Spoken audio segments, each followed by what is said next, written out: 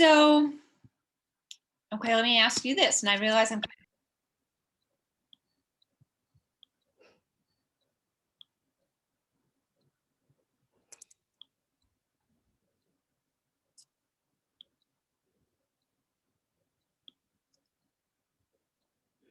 Good morning. Elizabeth Stitt of Joyful Parenting Coaching and of the Middle School Moms. And today, Middle School Moms, I am delighted to introduce to you Alexandra Gamban. She is an incredibly experienced academic tutor. She has over 25 years experience in education, and that has taught her that not all students learn in the same manner or exhibit similar problems for the same reasons. So she always tries to exploit the many different neural pathways when teaching. So she's going to help your kids visually, auditorily, motorly, and she stresses organization and regularity of habit in the techniques that she teaches.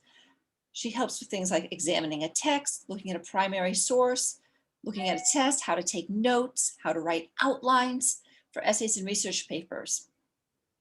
She even helps with relaxation and visualization techniques for helping to ameliorate test anxiety in her students. Alexandra has more degrees than anybody else I know. She could probably teach almost any subject you throw in front of her. And she's still successful with students, middle school students, who really just need that help learning how to become learners. And Alexandra, I'm so happy that you're here today. Thank you so much for being here. Thank you so much for the opportunity, Elizabeth. I'm very excited to be here and to be able to have this interview with you. So, okay, would it be okay if I shared my screen with everyone? Yeah, absolutely you would. And I know you have a super tip to teach us today. Yes, I do. But you know, you were also talking about how this year in particular, we have this need for assessing our kids and kind of figuring out where they are at the end of this crazy COVID year. Oh yeah, and that's why you know, I did want to share my screen. Okay. So you know, this is basically a lost year. It would be nice if schools were just going to call it a mulligan, but you know, they're not. In most cases, they're going to expect that children are at grade level when they come in, and there are a series of diagnostic tests that are available at ixl.com for math and language arts and foreign language. And I will put that in the chat. I will put those, hold on. That's great. Put them in the chat and I'll make sure that I go back and I put them in the comments in the Facebook Live. I noticed that the one for math is California specific and the one for language. They all are California specific. They're based on California core. They're based on California core standards. Common Core standards. Though my understanding is that the Common Core standards nationwide have a great deal of similarity with each other. So probably even if you're outside California, this would be a good place to start. You might also reach out to your school district and see if they have a recommendation for an online assessment that you could do. But definitely, I think starting with the California Common Core is, no matter what state you're in, is probably going to give you at least a ballpark of whether or not your kid is on grade level. Right. So, and then it's important to create pathways to learn independent study and organizational skills. especially in middle school, because middle school is when kids can experiment with things and have failures or have problems, and not, the consequences of those things do not end up impacting college Yes, eligibility. right, exactly. It's such a great time to fail. Yeah. And I am offering summer academic remediation in all academic subjects. So, Hey, Alexandra, do you also just do the study skill piece? no, no. My credential is in high school English, but I double majored in English and chemical engineering, so I can do math through calculus. I can do Oh, no, no, that's not what I meant. I know you could teach anything. What I meant was if somebody just wanted their child to really master and hone in on their organizational skills this summer without worrying about a particular topic or subject. oh, I can absolutely do that. Yes. Okay. Yes. Um, so the tip that I would like to share is have your student set up in a personal Google Drive um, folders for each class. And then in these folders, you have all the work for every class, because and then have them set up shadow files in their device, whether it's a tablet or a computer, because you Wait a can't. minute. What's the shadow file, please? Oh, sure. It's just a redundant file, just like the one in Google Drive. The advantage of the Google Drive file is that if the child is new to working more independently, these files can be shared with mom. Oh, And then you can go and check on the progress of any of the work that's being done on personal Google Drive, which is distinct from like the Google Drive that the child has through school and okay. the school email. Um, and then the shadow files on the device are simply, if the child doesn't have internet connectivity at a particular time, the information is still in the computer and work can still be Oh accomplished. my gosh. You know what I like about that? Parents are so conflicted because they want to reduce their kids' screen times, but their kids have to be online in order to do their schoolwork. And so what you're telling me here is that no, if they have set up the shadow file, then they could be disconnected from the internet and they could be still doing their homework. Yeah, yeah, The they just, parents at that point wouldn't have to be worrying about, are they watching a YouTube video or are they doing are mhm. they actually playing a game when they should be getting their work done? And they can just download either the whole file or individual pieces of work from it, from their personal Google Drive to their computer. Uh, Brilliant. but the way, unfortunately, that this is how a school account is set up, and there's Google Classroom, and there's Drive, and there's Docs, and then, but unfortunately, any of the information here, let me okay, here's Canvas.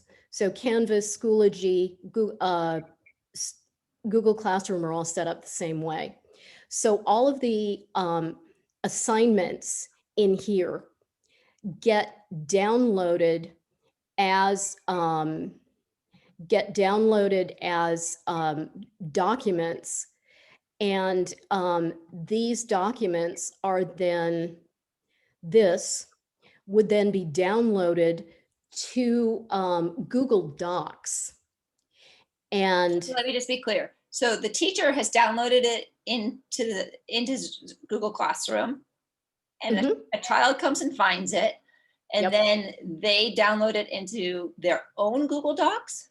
Yeah, they download it into the school version of Google Docs. They can also download it as an independent thing, which is what I recommend, and then put it into the appropriate folder.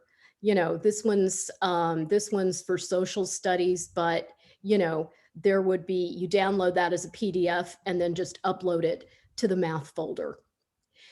Because what happens with this Google Drive is that the document automatically goes from here to Google Docs, but there is no way to make a file here, so that it becomes, whoops, it becomes very important to be able to, sorry, rats.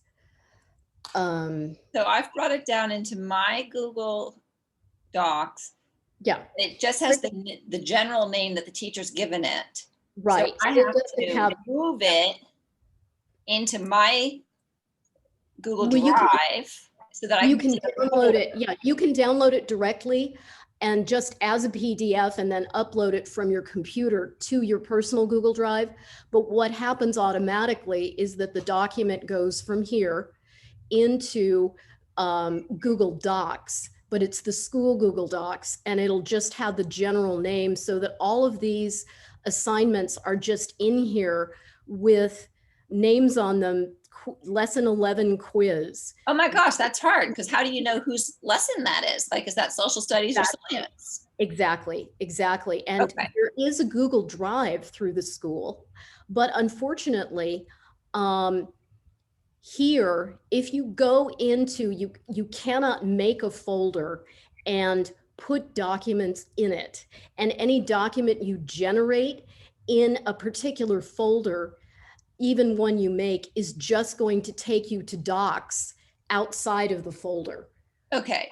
So there is no way to do what I've done on a private Google Drive on, you know, on this Google Drive, because anything in these folders, if you open up the document, it just takes you to docs, Okay. and you don't know what's what or where it is. So with As all your school files, you have to download them so that you can upload them into your Google Drive and name them, rename them, and assign them into their subject folder. Yes. Okay. Yeah. So, you know, and then here's all of the stuff for that math class. Right. And now it's in 6th grade math, so we know what it is. So now the fact that it just says it's a unit doesn't Right. get confused. Yes. Yes. Okay. And then even with these, one thing the child does have the power to do is to rename them, so that if they put a class heading before each thing, then this is, they can set this At so least you that can sort it, right? You can yeah, sort the list by class. Got it. Okay. yeah, yeah. Okay, so yeah. So that was this, you know, my showing you how things go from um, the homework platform, you know, automatically to this drive, but that it doesn't really have any connect into this Google Docs, but the Google Docs and the drive aren't in any way coordinated. And Got it. any document you create in Drive is just going to go into this soup of documents. Right. Yeah. Right. Okay. Wow. These kids have had a lot to maneuver and to work out. I mean, Yes. I've been out of the classroom 7 years, and this is a far different cry than, you know, pass your homework forward or Oh, yeah. Yeah, absolutely. Absolutely. yeah. You know, and even this, on some level, this has been going on for a long time, because you know, with these homework platforms, soft copies of assignments have been available and downloadable from the individual class folders on Google Classroom or Canvas or whatever for a long time. Yeah. One other thing that you were talking to me about before was shadow files. Is that what they're called? Yes, Yeah. yes. I do. That was when I was recommending that here, I'll share again, that the kids um, create a file on their document that is the same as, oops, here I need to be uh, in this, whoops, sorry. There. You create files in the child's device for each class, and you can download these directly from a personal Google Drive. And that way, all the information that is on the personal Google Drive and codified into these folders is also on the computer, so that, you know, the child can work but not be necessarily online. So as we were saying, you know, you don't have to worry about whether the child is playing a game or whatever if they're not connected to the internet, but this enables them to still do the work. Right. And how do I do that actually? Oh, okay. You just, oops. You can just go to personal Google Drive and let's see. That's not the one. Here.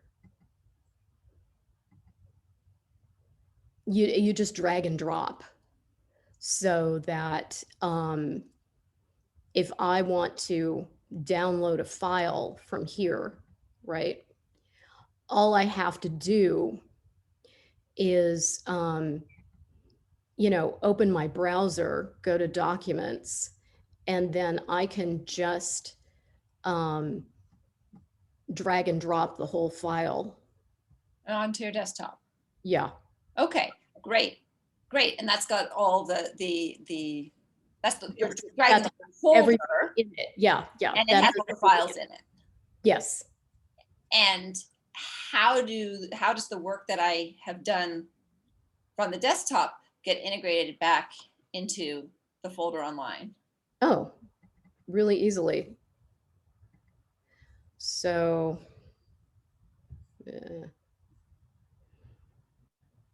here is, okay, then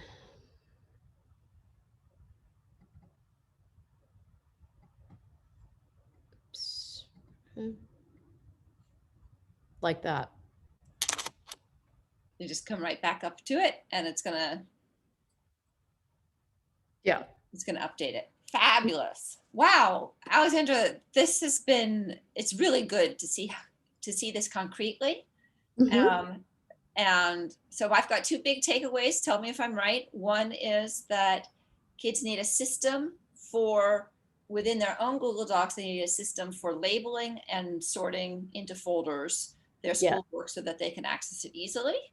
Yes. The second idea is this idea of the shadow file that says you can download it to your desktop, you can work on it on your desktop, which means you can be disconnected from the internet, and then you can upload it back Yes. and integrate it back in. Mhm. Fabulous tips. Thank you so much for sharing. Oh, you're welcome. Tell me, if I had a middle school kid and I was worried about just their general work focus, habits, managing all of these things, Mhm. really wanting to get them up and running so that they can take off next year as if COVID and all this craziness hadn't happened. How would you work with my student? Well, the first thing I would do would be I would look at transcripts from the previous year and look at a couple of writing examples and a couple of math examples, because those are core classes and the grades and skills in those classes impinge upon all of the others. And I would probably administer the exit exam for California Common Core, for math and for language arts to the child, just to see where we are. And then I'd look at the proposed schedule for the coming year. I would look at if there were syllabi or textbook lists.